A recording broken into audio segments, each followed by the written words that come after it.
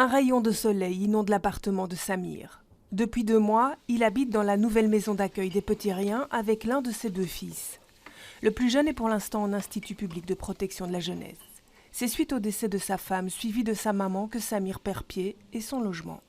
Et quand il est parti, j'étais déboussolé avec les 2 enfants, avec un logement insalubre.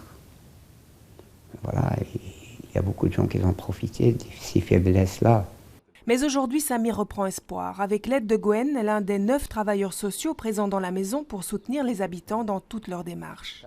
On a signé un contrat de 9 mois. Donc sur les 9 mois, on doit mettre tout en ordre, tout ce qui est administratif. C'est le premier objectif. La visée qu'on a ici, c'est l'autonomie des familles. Donc c'est un accompagnement qui vise vraiment on s'adapte aux difficultés des familles en général. Chaque famille a des difficultés complètement différentes.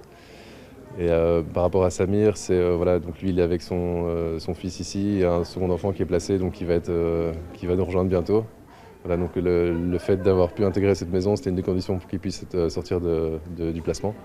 Aujourd'hui, la maison est complète. 14 familles sont accueillies ici, avec des profils très différents. On a des familles qui ont été victimes de violences conjugales, intrafamiliales, des familles qui ont été surendettées et qui ont dû quitter leur logement précipitamment. L'idée, c'est que l'accueil des familles se veut le plus inconditionnel possible.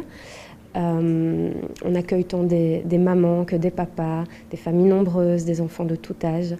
L'idée, c'est d'avoir vraiment cette souplesse dans l'accompagnement des familles. Une souplesse qui a permis à 2 mamans de donner naissance à leur enfant en toute sérénité.